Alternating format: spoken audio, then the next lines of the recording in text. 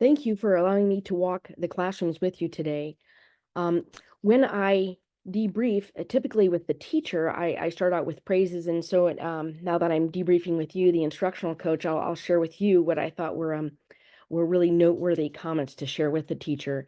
I'd like to celebrate the fact that she used that 10 frame and that created familiarity for the students because they had used it before, which reduces math anxiety. You know, if something is familiar, then I'm learning this new concept, but at least I've seen this 10 frame. So I felt that that was a great selection on how to introduce this lesson. I also thought that she did a great job using that 10 frame to engage the students. And then even her scenarios were very engaging, where students were left and others went to see the Spanish teacher or the PE teacher.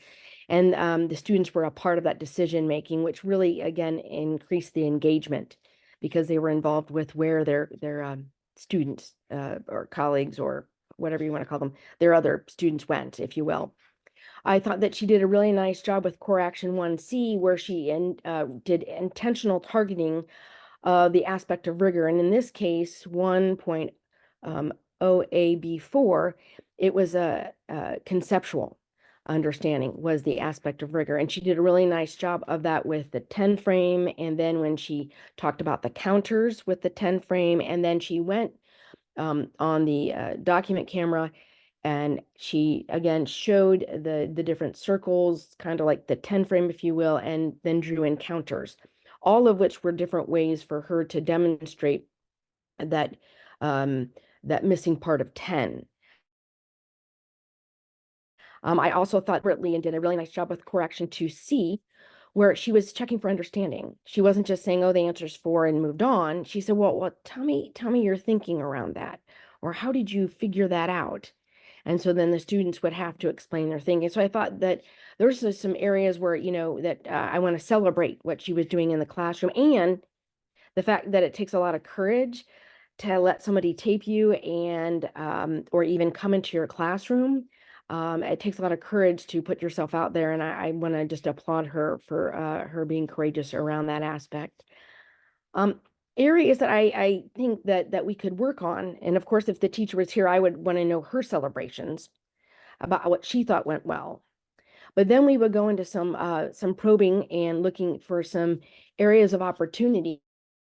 And one of the areas of opportunity I thought that we could add is core action 3 indicator E, where the students are using that mathematical language, that precise mathematical language around ideas and that academic vocabulary and context, like around the term unknown addend, or even subtraction, and explaining how those two are tied together, or letting the students have the big aha of like, wait a minute, if I have 10 and two of my friends are gone, that's 8.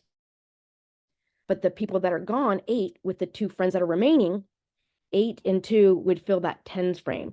So kind of really digging deeper into the standard with the academic language, I think would have really helped the students get this lesson a little bit more concretely. Also, I thought that she could probably maybe work a little bit around core action 3 indicator D, where she creates conditions where students are talking and they're talking about math. Now, she did a nice job of having students making their thinking visible, but connecting it to the standard that is having the students talk to each other. Not only does it allow them to do more of the cognitive lift, but then it allows the teacher to hear, how far are they understanding through the progression of the lesson. Also, brain research and learning tells us our youngsters have maybe 10 minutes of on-task cognitive time, if, between the ages of 5 and 12, but we've got first graders. So we know we probably have about 5 minutes. And so having them stop and turn and talk about what the possible solution is another way to reboot the brain, to also for the teacher to hear what's happening, and also for the students discourse to learn from each other. Holistically, I thought that the lesson was very well done in the fact that she used a kindergarten standard to open up the lesson. Now, the only thing that I really wish is that she would have used different examples besides 10, and then use the academic language to connect the unknown addend to the 10 frame or what was missing, and that connection with subtraction. Holistically, these are some areas of opportunity, but I still feel like that she did a fine job.